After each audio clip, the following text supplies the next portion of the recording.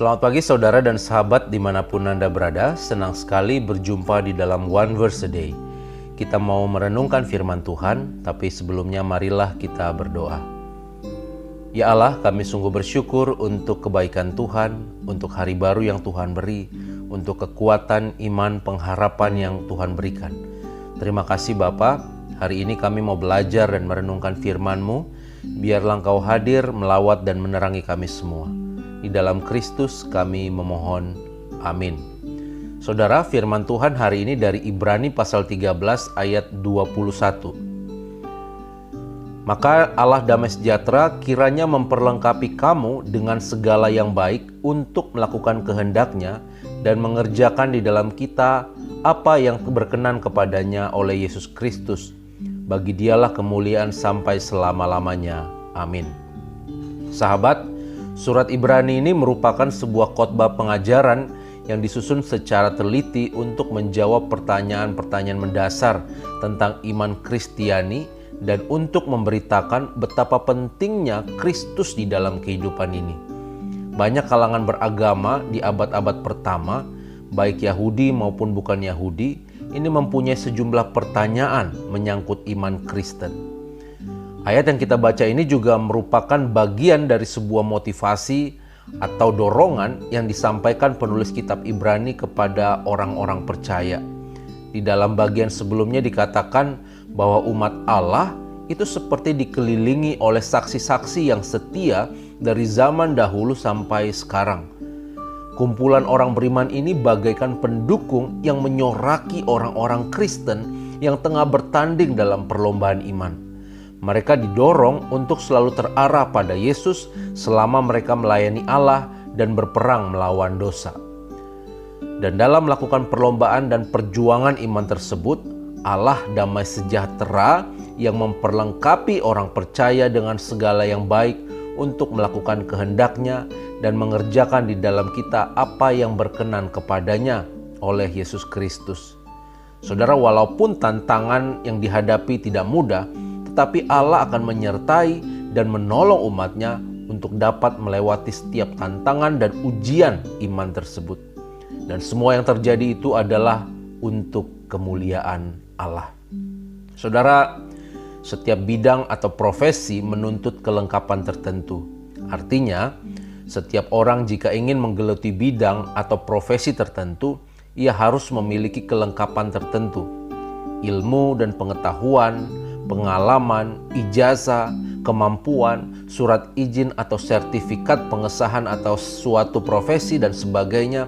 Saudara, ini merupakan modal atau kelengkapan yang umumnya harus dimiliki oleh seseorang. Semakin komprehensif, semakin lengkap kelengkapan tersebut, maka dapat dipastikan akan semakin dekat pula seseorang untuk dapat sampai kepada tujuan bidang atau profesi yang hendak dia geluti. Saudara, setiap kita orang percaya ditentukan untuk sebuah tujuan yang baik. Efesus 2 ayat 10, karena kita ini buatan Allah, diciptakan dalam Kristus Yesus untuk melakukan pekerjaan baik yang dipersiapkan Allah sebelumnya. Ia mau supaya kita hidup di dalamnya. Roma 8 ayat 28, Allah turut bekerja dalam segala sesuatu untuk mendatangkan kebaikan bagi mereka yang mengasihi Dia, yaitu bagi mereka yang terpanggil sesuai dengan rencana Allah. Saudara, kita diingatkan hari ini agar kita tetap teguh mengerjakan panggilan kita sebagai orang percaya. Allah yang memanggil kita juga adalah Allah yang telah merencanakan sebuah perencanaan yang matang atas kita.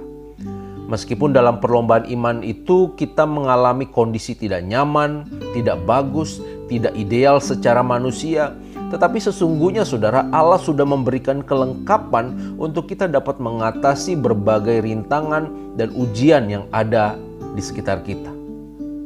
Setiap hal yang ada pada kita ini adalah sebuah sarana yang diberikan Tuhan untuk kita dapat mengikuti perlombaan iman dengan baik. Dengan siapa kita hidup, dari mana kita berasal, minat dan bakat kita, potensi kita, kemampuan kita, sesuatu yang ada dalam diri maupun yang ada di sekitar kita. Saudara, itu semua merupakan kelengkapan yang harus dikelola dengan sebaik-baiknya dalam rangka memuliakan Tuhan. Setiap orang diciptakan unik, tidak lebih dan tidak kurang daripada yang lainnya, saudara. Itu sebabnya hendaknya kita jangan lagi berlama-lama merasa bahwa diri kita ini tidak ideal, bahwa hidup kita ini kurang. Kita tidak seperti yang lainnya, seolah Tuhan tidak memberkati atau Tuhan kurang baik terhadap diri kita. Saudara, anugerah Tuhan ketahuilah cukup bagi kita. Allah sudah memperlengkapi kita sedemikian rupa. Itu sebabnya saat ini kita diajak untuk langsung praktik saja melakukan kehendak Tuhan. Dia akan menolong dan memampukan kita untuk dapat melakukan kehendak-Nya. Roh Kudus akan menerangi dan menuntun kita dengan hikmat-Nya, apa yang harus kita lakukan, bagaimana cara kita melakukan, serta mana jalan-jalan yang harus kita tempuh, yang harus kita lewati. Tugas kita, saudara, hanya percaya dan terus berusaha melakukan kehendak Allah. Bahwa setiap pilihan yang kita tempuh itu haruslah sesuai dengan firman Allah. Kecil di mata manusia, tetapi Allah dapat menggunakannya untuk sebuah tujuan yang besar dan yang mulia. Itu sebabnya salah satu yang harus kita jaga dalam hati, pikiran, dan iman kita adalah kita senantiasa hidup menurut nilai-nilai dan kehendak Allah di dalam firman-Nya. Kiranya Allah, sumber damai sejahtera, memperlengkapi kita dengan segala yang baik untuk melakukan kehendak-Nya dan mengerjakan di dalam kita apa yang berkenan kepadanya oleh Yesus Kristus. Bagi Dialah kemuliaan sampai selama-lamanya. Amin. Mari kita berdoa. Ya Allah, kami sungguh bersyukur untuk firman Tuhan yang boleh kami dengar dan kami renungkan. Kami diingatkan hari ini agar kami teguh memenuhi panggilan perjuangan iman yang kami alami, kami jalani saat ini. Biarlah Bapa, kami terus yakin melangkah bahwa Allah sesungguhnya sudah mengaruniakan segala sesuatu yang baik untuk kami bisa menghadapi perlombaan yang ada di depan. Terima kasih Bapa, pegang tangan kami, kuatkan kami, berikan kami hikmat bijaksana di dalam kami memenuhi panggilan dan melakukan kehendak-Mu. Di dalam Kristus kami berdoa. Amin. Tuhan memberkati kita semua.